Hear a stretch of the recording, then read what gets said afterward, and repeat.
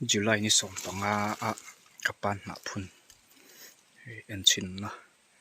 kan neya mawa mau huna kan phun china mau tot lut tuk eroi chu thol nga yang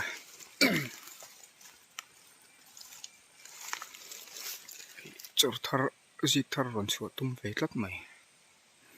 ngen an zel don han jam chho sela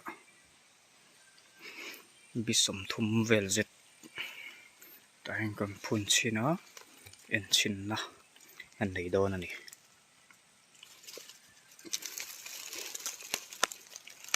ngen an riang